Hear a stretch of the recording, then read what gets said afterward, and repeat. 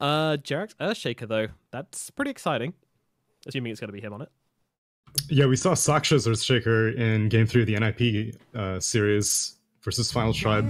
I was not particularly impressed. The hero received very minor buffs in 7.21D. I think he got an armor increase, and it was a fairly respectable. I think it doubled his armor.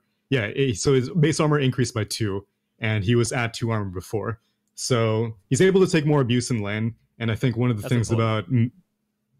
Sorry? I was just saying that's important. Yes, because as a melee support these days, it seems that you need to be more willing to brawl in the laning stage, which is why Earth Spirit is, a perennial favorite. But also, it does surprise me that other melee cores melee supports like Ogre Magi aren't a little bit more popular, but I think they just don't provide enough utility later on, whereas Earthshaker, he's always been good for his fissure, and the possibility of a Blink Dagger, and who knows, maybe even this game an Aghanim Scepter, but it's a little bit better now in 7.21D. I still don't know if it's really top tier, but I think that's the reason why we're seeing the hero a little bit more frequently. So Beast must have picked up. Do you have any predictions for what Final Tribe are going to go for here? I mean, it's hard to say because obviously we don't see that much of Final Tribe, but they will take up the Tide. Okay. Didn't even give you a chance to answer my own question. I wasn't going to say Tide, so don't worry. I was going to be completely wrong. You're an honest man, Tsunami. You're an honest man. Tide with a Prophet and a Razor. Well, they seem like a very irritating team to kill, I'll give them that much. On the off chance that you manage to even get this Tide or Razor down to low HP, obviously there's an Oracle backing them up, but even doing the damage to begin with is going to be difficult. So overall, this is a pretty solid 4 heroes that Final Tribe are showing.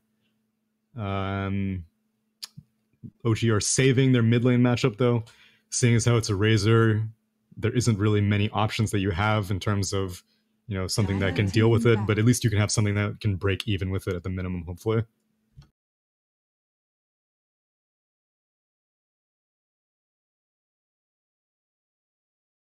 Alright, so PA banned out by OG. Final Tribe got another ban to come.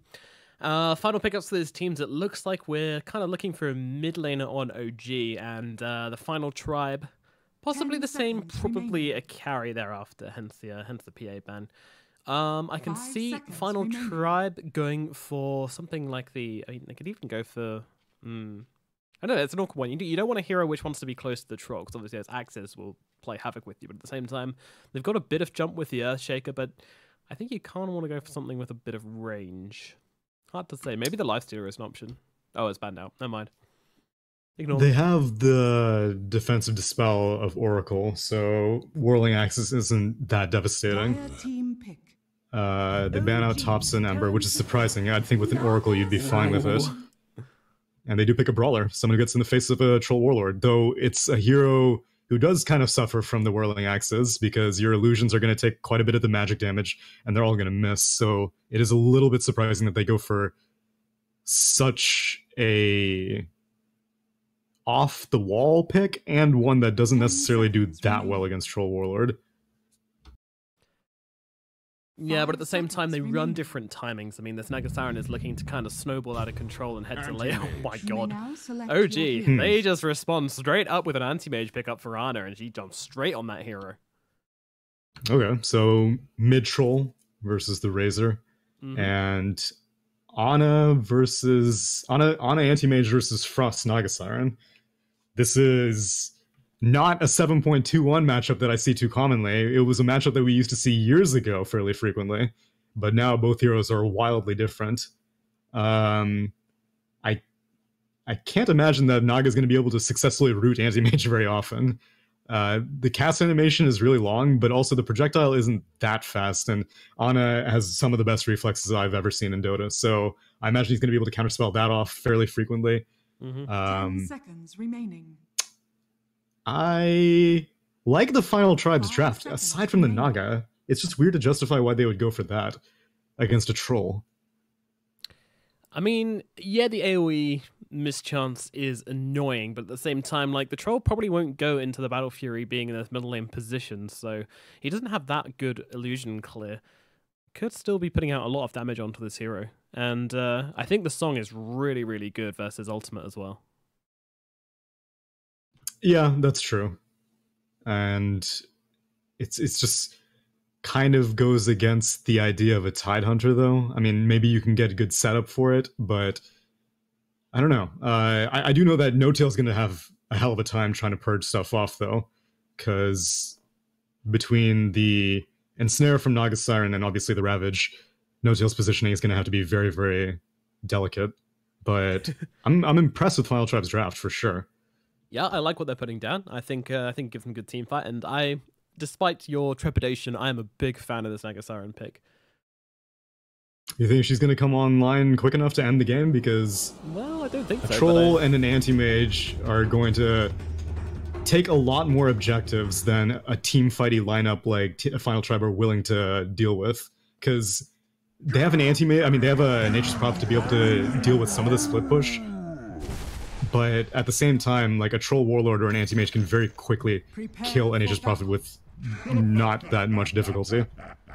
I mean, that's true, but at the same time, like the Razor and the Tidehunter are going to be rolling around as a squad, putting pressure onto these OG heroes. Like, I don't think between the Troll Warlord and the Anti-Mage, they have enough early game damage to be able to actually fight against this Razor. I think there's going to be a fair amount of space for them. I find it very hard to vote against OG, and if it wasn't for the skill differential, then I'd for sure be putting my money on Final Tribe for this game. But I think this is just going to be a case of the lanes going in ways perhaps they shouldn't.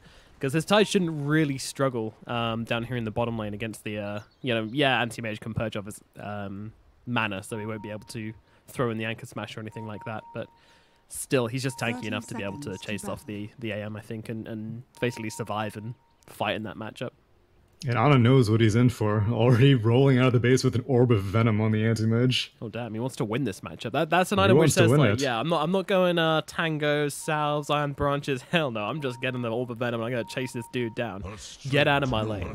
And with the heals coming through from No-Tail as well, this could be pretty scary as she becomes forwards here and is forced immediately backwards. The battle begins. Aaron's gonna try and pay a visit, but the runes are just gonna go straight the way. Ooh, Jerax, he's managed to rotate around and get themselves a third rune up here at top, so he beats the heroes the Final Tribe back. Yep, using that Fisher. And boots out of the base, so he's going to be able to sneak that by. Yep, now block up the creeps as well, though he does... Never mind. Okay, oh, there we go. Use the Fisher for it. Will this come under tower now? Yeah. Oh, Frost is also Naga Siren. Well, yeah, he'll draw aggro, so... Nah, that's not enough. Oh yeah, I guess not enough. Under tower we go, and yeah, they don't draw aggro until... Oh right, it's once they meet, it's not the distance, right. It's not a distance. Alrighty, so off to a fairly rough start already on this top lane as Frost is forced to CS under tower, and he managed to catch up 2 of those, which is a little bit painful. Be more Chessie in the mid lane versus Thompson. Jax rotating around, he's got the Fisher. This is nice. Jesse will have to TP himself away from here. Will make his way to the high ground.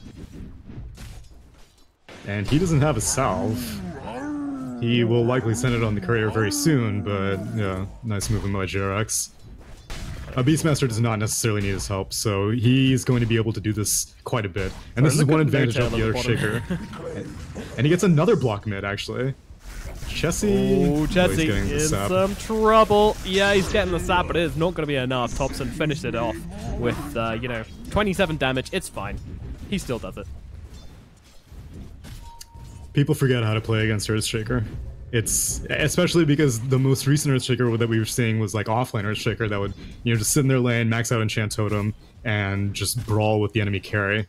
But 4-position Shaker kind of fell off a little bit, and now Zibe is getting a taste of it. Yep, being chased down, no mana to work with as expected, and this Orb of Venom slowing him right the way down, trying to juke himself around, but the door will be closed by Jerax here, and he's got a blink available, gets in front of him, and there's another kill going the way of OG. DPing right the way back to lane as well, there's actually No-Tail's fighting it up with Ira here as well. Yeah, No-Tail's probably looking for his first miscoil deny, gonna heal up Ana with the remainder. This will be a second. Look, his TP's even on cooldown for another 25 seconds. Yeah, he's trying to get rid of all of his mana, and it's working. They're going on Era. Yeah, he's being hunted down, and once again, another kill going the way of OG as Jarek's just making crazy good rotations in this super early game here. 2 minutes 30, and he's created 3 kills for his team, and nearly another one in mid as well, as Notel does eventually die. Just doing bad things. Should this really be a thing in Dota? Or there's just a hero which sits back and suicides? It is a little bit contrary to what Iceprog is a fan of, having nerfed the like neutral deaths and stuff like that.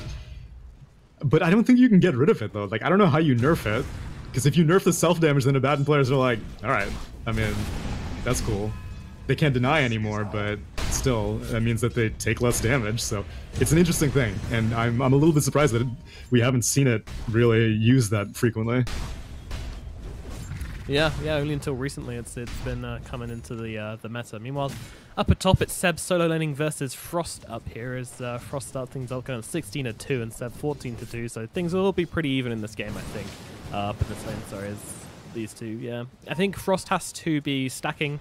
Doesn't necessarily need to pull, I don't think, but as long as she's stacking with these illusions, then she's going to come out better at this lane. But if she doesn't stack or anything, if you just straight up lanes versus Seb, then kind of feel like this is going to be a bit of a victory for OG up here if they just trade evenly.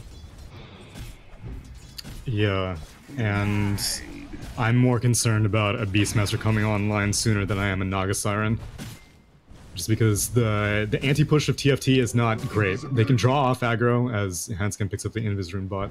They can draw off aggro with like Plasma Field and the illusions, but actually killing the creeps, they don't have the best AoE damage until this Naga Siren's able to like... being chased down again, Alan's got a shield on him as well, so that'll probably... Oh, never mind, one comes out. Oh, out of range. I think he's getting nice and close to Era here. Will be healed up and now be able to blink himself away. And Notil will probably kill himself again. Although he has a little bit more mana. Yeah, he's just gonna shield himself. Stick around. Yeah, so he can stick around for one more heal. This is kind of... Okay, there we go. Okay. Yeah, he's getting kind of close to that Oracle. Oracle. Found him, yeah. And one Purifying Flames will drop him, so it is a big threat in this game. On a little bit late on the counterspell. Meanwhile, in the mid lane, they get the solo kill onto Chessie. Hanskin TPing himself in here, but Thompson does get away with that. Wow. This troll is crushing this Razor. He really is, yeah. And I don't think that's just a product of the First Blood. I think Thompson's just doing a damn good job right now. Yeah, absolutely. He's got phase boots completed, so now even the static link is not that big of a concern for him.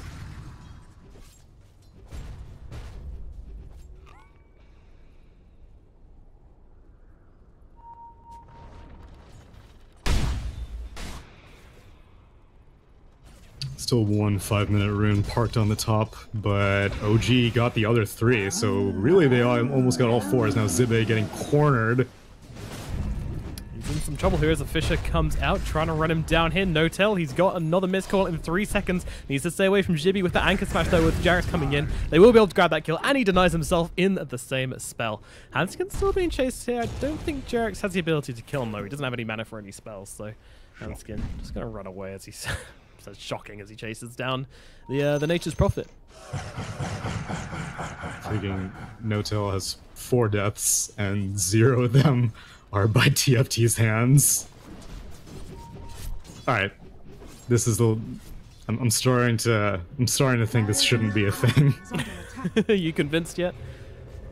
I'm getting there. I'm not entirely sold. As Thompson is a DD rune, gets a root on the Nature's Prophet mid. TP's in. Unfortunate, says Thompson. Another root. The life of Hanskin. Yeah, as if they were needed, right? Adding insult to injury here in the middle lane as Hanskin just TP's into a very unfortunate death. But in comes the static link. Thompson's still going to be going for this one. I mean, he's got double the damage to burn. Now, is he finally out of damage? Yes. Is he though? Is he? I don't know. The axes, they're going to be enough. And the right click's doing nothing at all, but it is going to be enough to finish off Chessie, underestimating the damage of those axes. And of course the DD coming into play as well. He was negative 112 and he still had like 50 damage. Wow. Well, Thompson's level 7. And Razor's level 5. And Static Link breaks immediately and Phase Boots weren't even up. Yeah, this is not a great mid lane for TFT right now. it's not a good any lane except top, who Frost is True. having a pretty nice time. 5 CS above the Beastmaster. Oh, and he's been blocking this small camp as well as he tips Nagasaran as he comes over to it. OG in full swing, not just with the gameplay, but also with the voice lines and the tipping, and yeah, usual OG.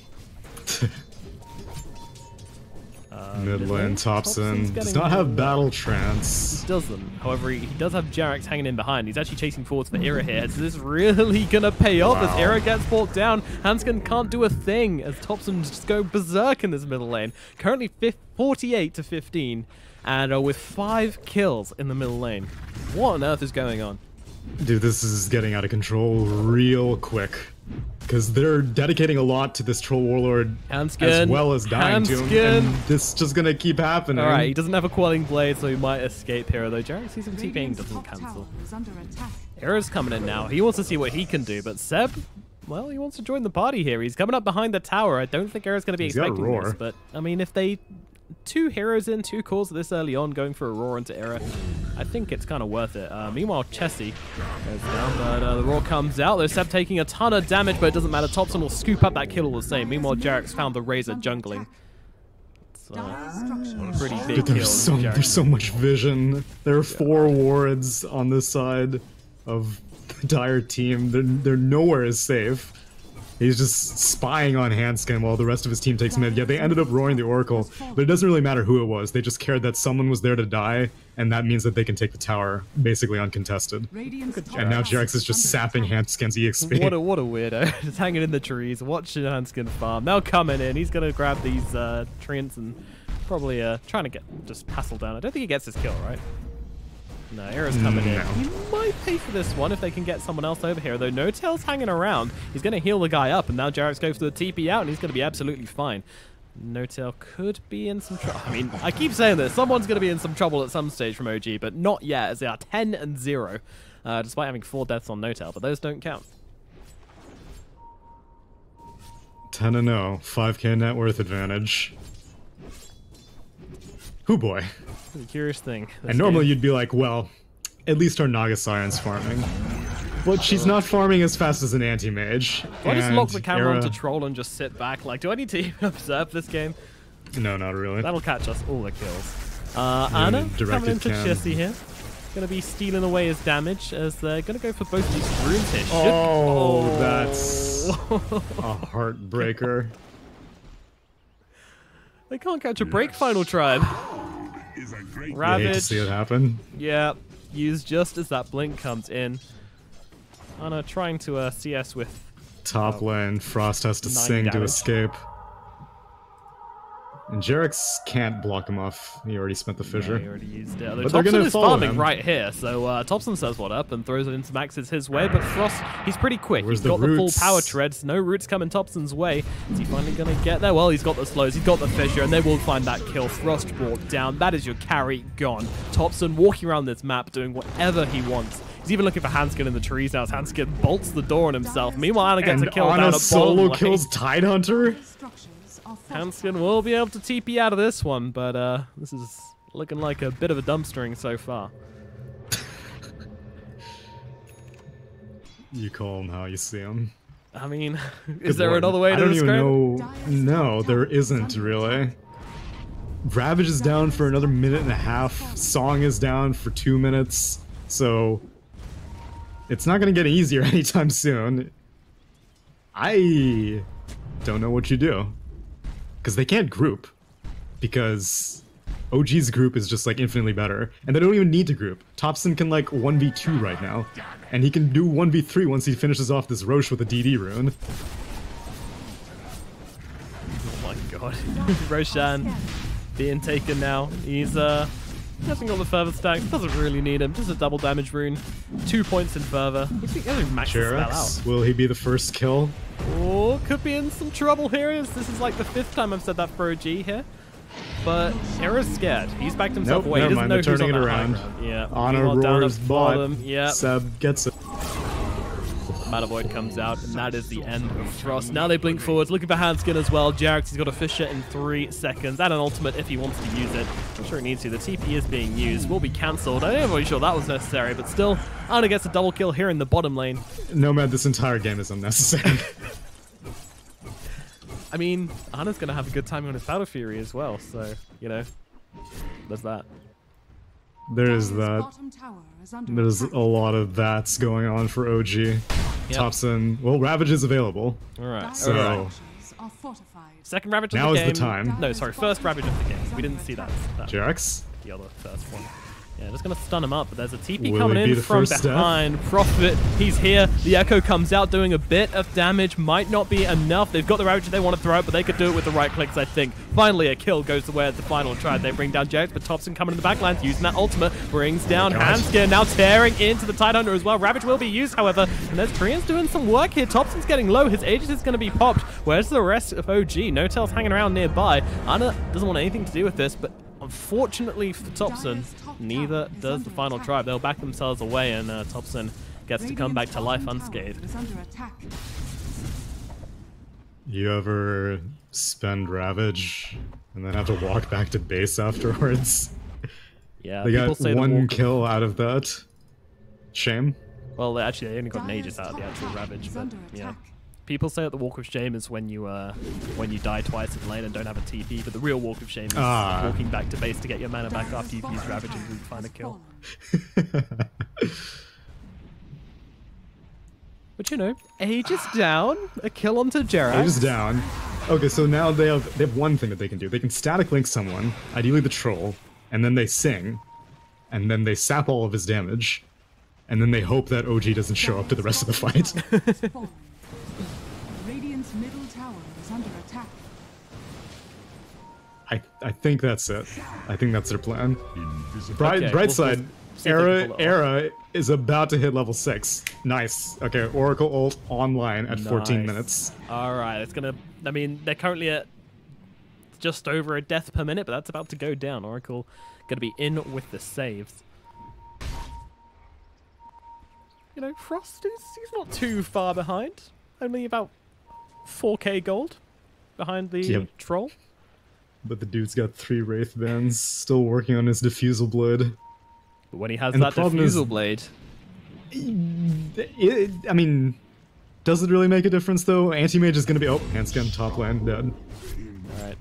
Yeah, Anti-Mage is extremely mobile, and again, we haven't even seen the interaction between Ensnare and Counterspell, so I imagine Ana's not going to be concerned about that. Assuming that Ana doesn't even... Yeah. I mean... Getting the value out of their maxes, I guess. He knows what this whole game's about. He doesn't want to have to go back to base. Yeah. Increases Maelstrom proc damage. As well, yeah. Era is now experiencing, and he's going to get balled down as the tip comes out. Can't help but feel I mean, against a Naga, it kind of makes sense. Farm. Oh, the courier. Ooh, Thompson wants it. Should probably... No, can't find it. Doesn't have the vision. He's got some axes to throw out. He does, but doesn't want to do it. Thank you, Piano Boy. Yep.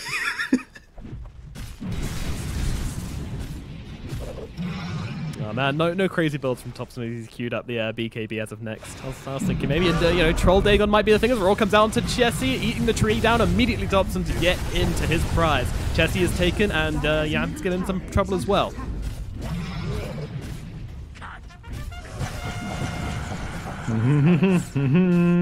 Yep, that's the feeling of this game as OG charge down this middle lane, the tower being taken by Balls, Creeps, and Seb as Thompson chases back inside of the final tribe. 18k net worth advantage, it's 16 minutes into the game. And unlike TFT's net worth advantage in their NIP series, I feel like OG are actually going to end games with this advantage. It's feeling that way, isn't it? They're onto the tower, and the stun comes in onto Chessie and to Jibby, but Thompson rapidly running out of damage. Here's a song from Frost, using it aggressively here. Does he have this defusal? He does not. Ravage? But still, the Ravage gonna come down, landing onto 3 No-Tail, immediately popping that ultimate, wakes up Thompson immediately with the shield, now run to chase down more as Haskins brought down as well. Chessie already dead.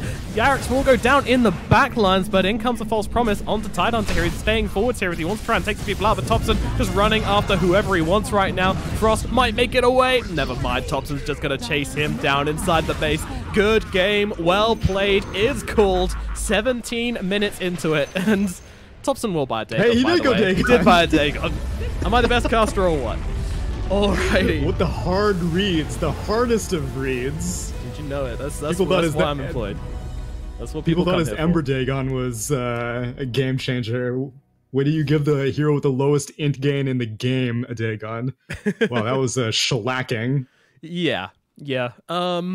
Anything to learn from this final tribe? Don't give Jarrex Earthshaker? What are you talking about? Jarrex is the worst player in this game. He died twice. No-Tail died 6 times. He knows what the deal is. He'll just kill himself. Jarrex, on the other hand, he's feeding gold away. Are you kidding me? Jarrex level 9? What a terrible performance. OG carrying his ass across the finish line. And this, ladies and gentlemen, is why KD doesn't mean a whole lot. Alrighty then, well, Thompson going 17-0 in this game. The cold eyes of a killer in that portrait right there as they just assassinate the final tribe. They absolutely get their onions peeled by OG. Let's see if they can put out a better performance in game number 2 in the best of 3 series coming up shortly. We'll see you soon.